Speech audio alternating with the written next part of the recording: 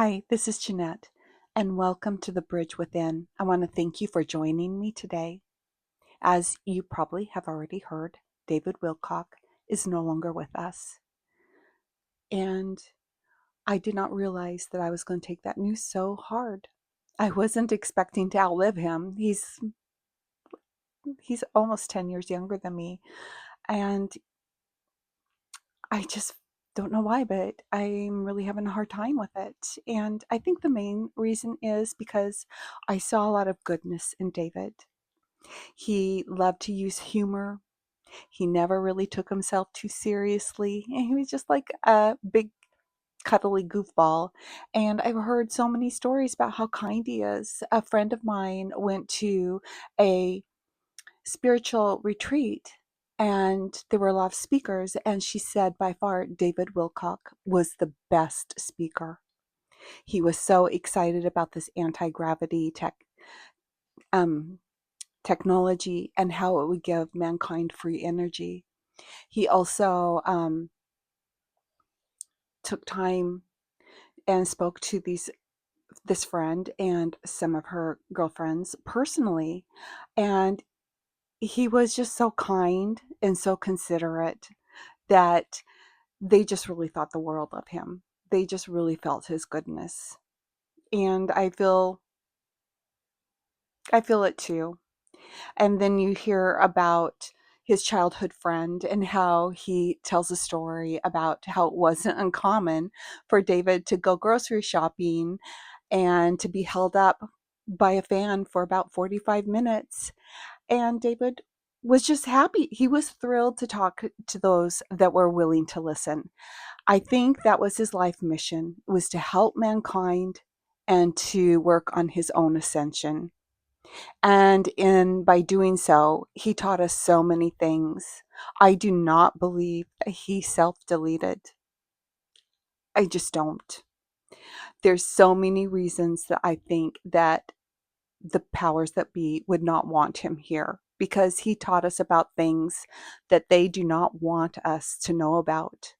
He taught us about things that exist or are really close to existing that would cause these people in power to lose their grasp on us and lose their grasp as slave masters because in reality they're hiding technology and it keeps us enslaved and indebted to them, and this stuff would free us. There were so many things that David liked to talk about.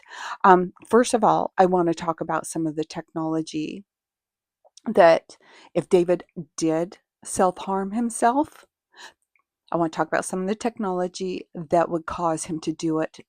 And I do not think that he will ever be held accountable for that because it would be a technology, a weapon that would take away his free agency. The first one that comes to mind is called voice to skull or the voice of God technology. And it was developed, I think, in 1961. And what it involves is mind control. It sends messages to your brain.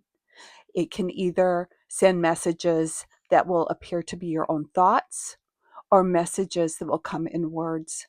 So they might make you think that you're hearing the voice of your God or the voice of a loved one.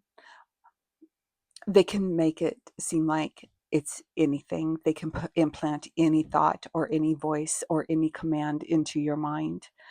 And it causes auditory hallucinations. And then there's another one that I heard about during, actually, I heard about both of these during COVID. Kind of took some deep dives because, we really had nothing else to do. We're kind of trapped in our house. And another one is called Havana Syndrome technology. And this, I think, came about in the late 2016. The diplomats that were serving in Cuba were complaining about intense headaches, vertigo, tinnitus, brain fog, congenitive impairment, energy attacks, strange sounds, and pressure in the head. And these were debilitating. They just couldn't even function. It was so bad. And there were so many complaints that our government actually took it seriously and looked into it and saw that this was a real weapon and that was being used against mainly the United States diplomats and the Canadian diplomats. So that's something else that could have been used to drive David to do that thing that he never wanted to do. The thing that he said he would never do. And I believe him. I just do not think he did it. Because, like I said, one of the reasons he's on this earth, one of his big missions was to ascend himself and to help us ascend. And he knew what deleting would do to his ascension. He knew it would really put a wrench in it. I mean, I don't think there's any real stopping it, but you can really slow it down. I think there's always hope, for anyone that has a loved one that has ever self-harmed. I don't give up hope. I think there's always a chance for them to ascend. It's going to be a little more difficult. So those are the two technologies that I think were used against him if he did go that route, which I still kind of doubt. Um, there's a few readers out there, and Carrie Cassidy is even one of them. And she's not really a reader, but there's a lot of psychics that are saying that David's still in his human form, which I hope is true, and that he is either in the witness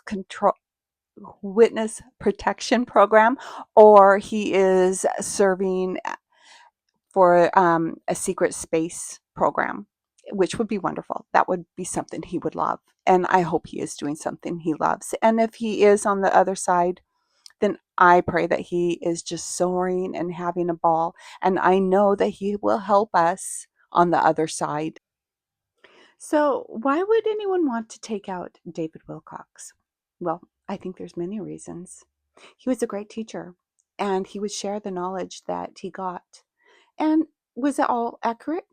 Probably not. No one was completely accurate. But I think he had a lot of truths, and a lot of truths that the powers that be didn't want us to know. Because, like I said, it would free us, and they don't want to let us be free. They want the planet to themselves, and they want only the people alive that are of benefit to them. It's it's rather sad. And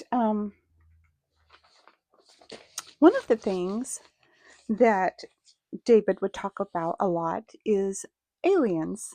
As you know, he was on Ancient Aliens, and he was very knowledgeable.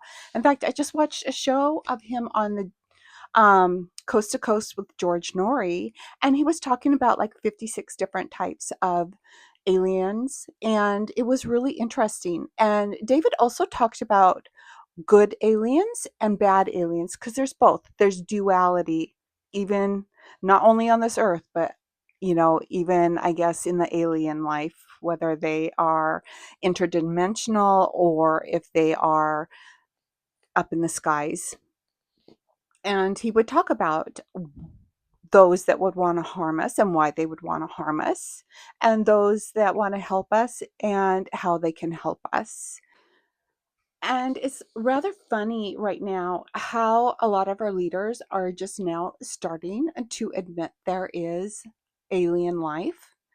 And like J.D. Vance and some of the religious leaders, and even Ronald Reagan back in the 80s when he was president talked about how, if there was an alien space attack, how it would unite us as humans. And I can't help to wonder, were they thinking about Project Bluebeam back then? Did they have that planned for a fake alien um, war back then? And was Ronald Reagan involved in that? Gosh, it's just weird because you don't even know who to trust anymore. But enough of that. Um, Well, I guess it's not enough of that. Let me tell you about Project Bluebeam. You probably know about it, but just in case you don't, Project Bluebeam is where they would take 3D hologenic laser and they would put images up in the sky. And so if it's going to be an alien attack, they would put like explosions up there and they would put spacecraft up there. And some are saying maybe they'd use some spacecraft. I know that we have reverse engineered some of the crashed UFOs. So we have our own UFOs too. So all those UFOs you guys see in the sky, not all of them are alien life forms. Some of them are from us. Some of them are ours. And I'm sure there are other countries that have them too. Anyway, I think with the Project Bluebeam, they would also use the mind control. So we would hear things in our mind, and also I think that would be the voice to skull technology. And I think they would also use the Havana technology. So they would mess with our frequencies, make us feel more fearful, because I think they can intensify our fear with that. And when you play with people's thoughts and help them see images and you help them to hear things, I think it just really elevates the fear. And that's what they plan on doing. There's a actual plan for that, so that mankind will get so fearful and be so afraid of their life that they would be willing to give up all their rights. And then we would be under the thumb of our rulers forever. It's just not a good plan. And then I've also heard that if they don't do the alien space war, they will do like a fake second coming where they will use that blue beam um, technology, and they would put like a Christ, or wherever in the world the people are, they'd put their version of Christ in the sky coming down, and people would hear this savior or their God's voice, and they would welcome them and then turn over their lives into this fake savior. And that would be another way to fully enslave us. So that is kind of interesting. And I do believe David Wilcock did talk about that. And, they don't like us knowing about that because that was a plan they really planned on using. And now that so many people know about it, I've heard that, well, I had heard they had taken that off the table, but now recently I'm hearing that technology or that plan is back on the table, because I guess maybe they're getting desperate and they've ran out of ideas, or they just think not enough of us really know about it, or we are, even though we know about it, we're just little peons and we're stupid and we'll fall for anything. So, that is something the powers that be would not want David or people like David talking about. So that would be another reason they would want him, GONE. And there is, gosh, what else did he talk about? He would talk about our ascension. The powers that be do not want us to know just how unique and special we are. They do not want us to know what power we truly have. From what I understand, is that they have messed with our DNA. So we're only using a few strands, where actually we have more strands of DNA that have been deactivated that are attached. And that is so that we can't tap into our true power. But that's supposed to change. So with our ascension, that is supposed to change, and those are supposed to come back online for us. And so pretty much I think we would be unstoppable, and they don't want us to be unstoppable. They don't want us to feel our full power. He would also talk about how, you know, they the aliens that came down to enslave us also bred with us, and so we're not fully human anymore. We are a blend. We are a blend of different worlds, for lack of a better word. We are a blend.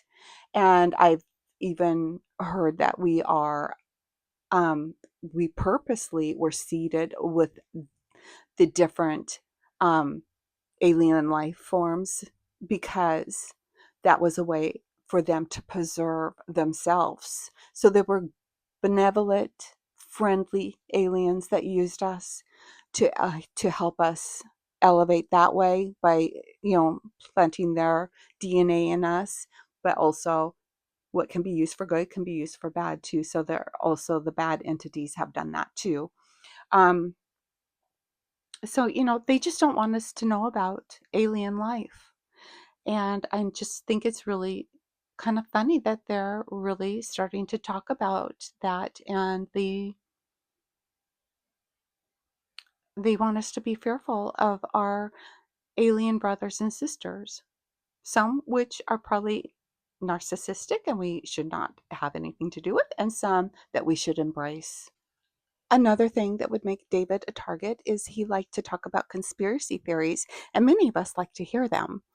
And there is a saying that the difference between a conspiracy theory and the truth is usually about 6 months.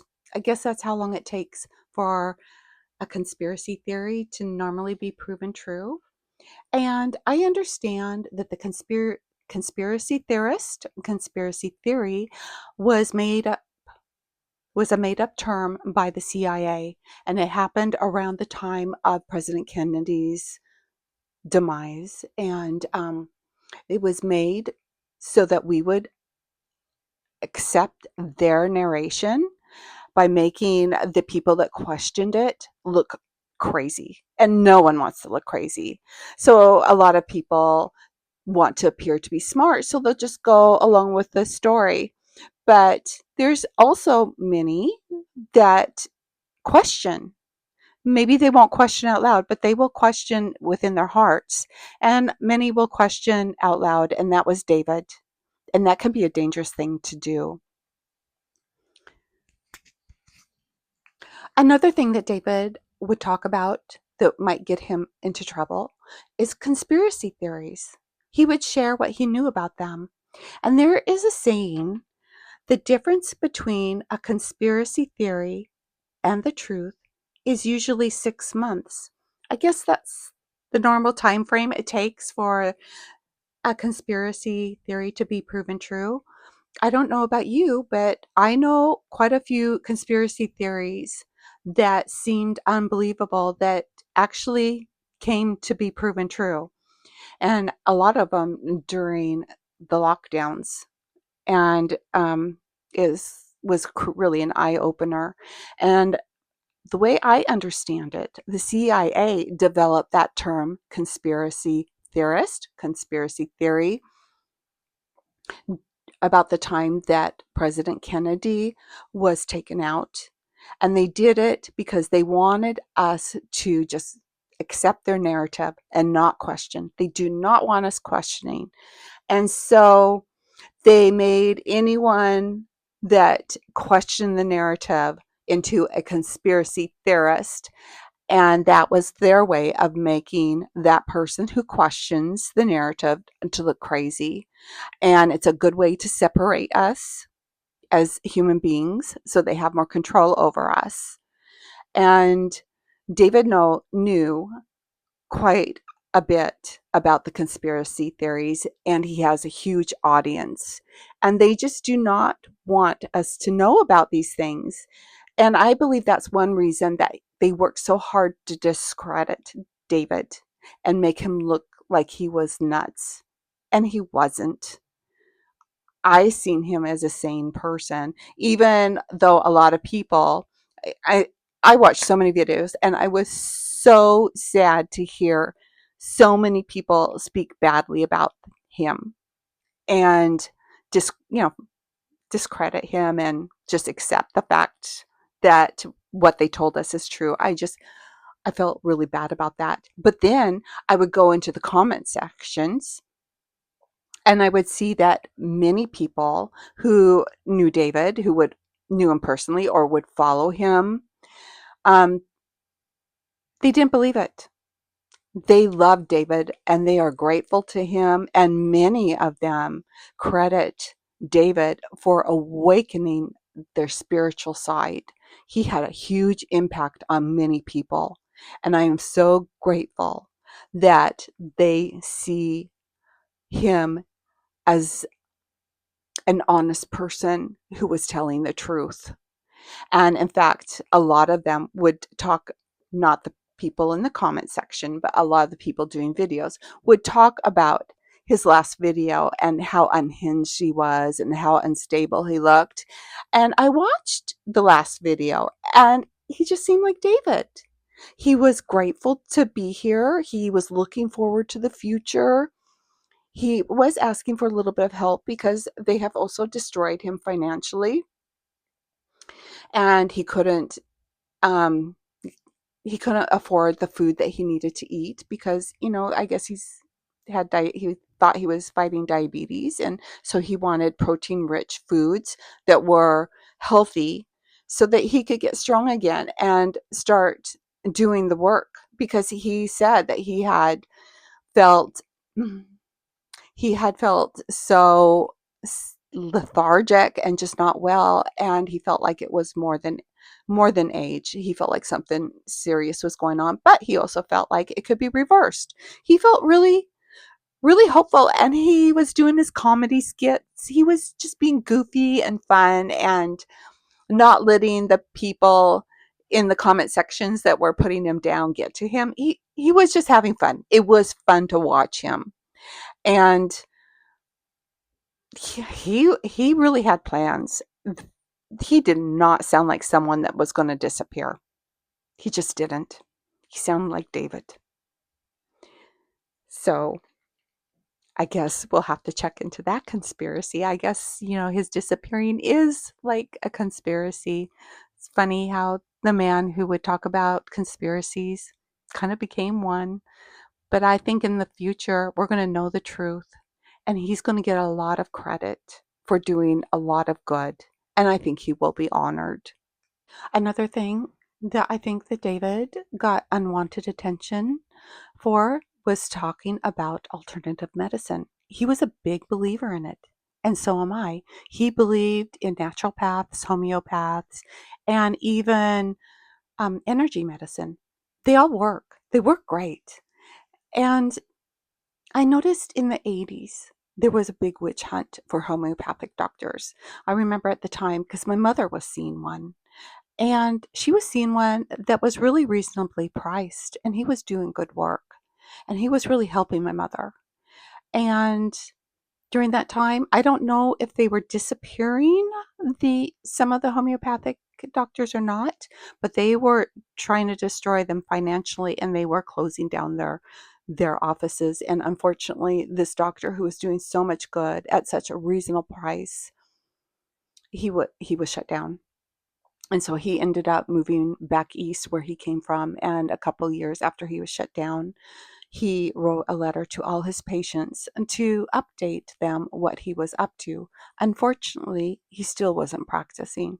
But on the positive side, he was discovering who he was spiritually.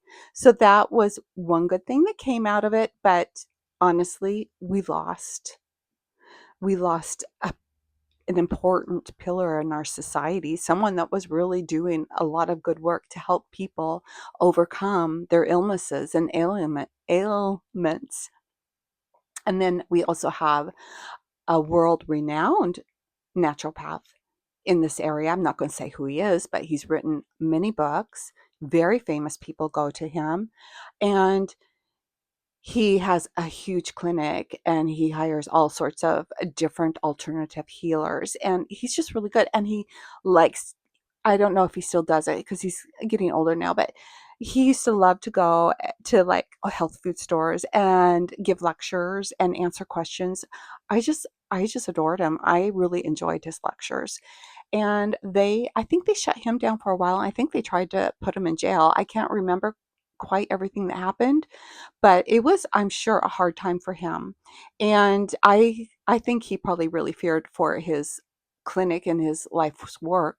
But good news is his clinic is still intact, and he is still I don't know if he's still practicing medicine, but he did for a very long time after that.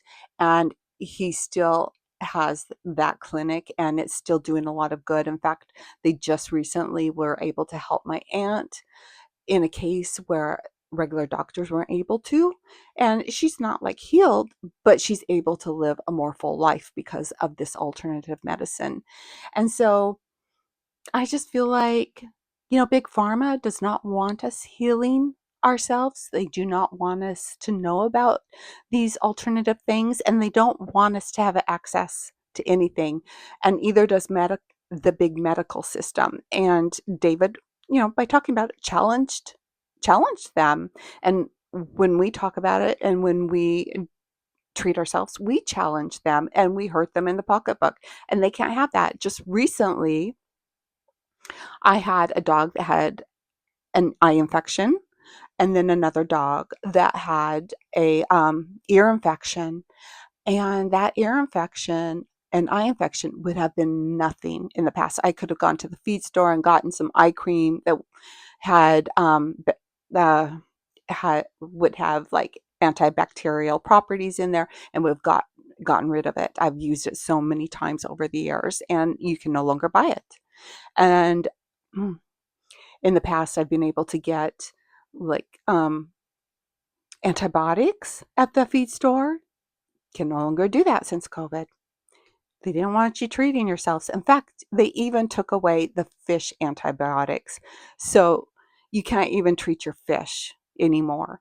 And there was also another thing that really worked. I discovered it when my children were small. So when you're in Canada, because I hear you can still buy it in Canada, look for this product made by Similson. And there's one that's called pink eye. It's for pink eye. And there's another one that is for ear infections. And I can tell you, they work so well. You know how kids are. When they get sick, it's always after hours or on the weekend or when you're traveling. And so I'll tell you, we always had that on hand. And when we traveled, I always brought it with me because it never failed me with ear infections or eye infections. Then there's a lot of energy healing methods out there. Some you can use like Reiki and stuff, and then there's some that machines take care of. But if something really works and works fast and works well, they'll go and they'll buy it off the person that developed it and make sure it disappears. So it's just so frustrating. It is just so frustrating because honestly, why would they take these things away from us if they wanted to actually heal us, if they really cared about us in the medical society? I mean, they say they do, and they say they take these things away from us for our own good, but that's not true. That's not true at all. So many people cannot afford to go to the doctor for everything. So many people cannot afford to take their animals to the vet right now. You know, ranchers can't afford to take every single cow or to the vet or call in a vet for every single cow. It's just so expensive. And then they have to pass the price on to us, which we pay higher amounts in food. Anyways, I'm starting to complain, so I'm sorry about that. But David really believed in these things and he spoke about them, and I really appreciate him getting that information to the masses. But I think he paid a big price for that. I think that was one of the reasons he paid a price. And another thing that I think